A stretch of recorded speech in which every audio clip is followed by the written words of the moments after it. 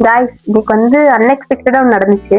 என்னன்னா நான் போன வீடியோல சொல்லியிருந்தேன்ல நந்தினி டீச்சர் அவங்கள வந்து இம்ப்ரெஸ் பண்றதுக்கு ஓடி ஓடி போய் டிராயிங்க கொடுப்பேன் அப்படின்னு சொல்லிட்டு ஞாபகம் இருக்குன்னு நினைக்கிறேன். முருகர் விநாயகர் அந்த டிராயிங் தான் வந்து இந்த டிராயிங் தெரியுதா? சர்டிஃபிகேட் எல்லாம் அப்படின்னு சொல்லிட்டு நீ தேடிட்டு இருந்தேன். அப்பதான் கிடைச்சி இந்த டிராயிங் 9 இயர்ஸ் ஆச்சு இதை பண்ணி. ஒரு டைம் ஆஸ்க் மீ கொஸ்டின் போடுறப்ப உங்களோட பழைய டிராயிங் காமிங்க, ஃபர்ஸ்ட் டிராயிங் காமிங்க அப்படின்னு சொல்லி நிறைய கேட்பீங்க. ஆனா என்கிட்ட அது இல்லை, எப்படின்னு தெரியல. இன்னைக்கு எனக்கு கிடைச்சிருக்கு. ஸோ இதுதான் பார்த்ததுமே ரொம்ப ஹாப்பி ஆயிட்டேன். எப்படி பண்ணிட்டு இருந்திருக்கோம், இப்போ எப்படி பண்றோம் அப்படின்னு சொல்லிட்டு எனக்கே என் மேல ஒரு பெருமையா இருந்துச்சு. நீங்க வந்து இப்போ பிகினர் ஆர்டிஸ்ட், இப்பதான் அந்த டிராயிங்லாம் வந்து ப்ராக்டிஸ் பண்ணிட்டு இருக்கேன், கத்துட்டு இருக்கேன் அப்படின்னா நீங்க வந்துட்டு அந்த டிராயிங்லாம் வேஸ்ட் பண்ணாம ஒரு ஃபோல்ட் பண்ணி கையில வச்சுட்டே வாங்க.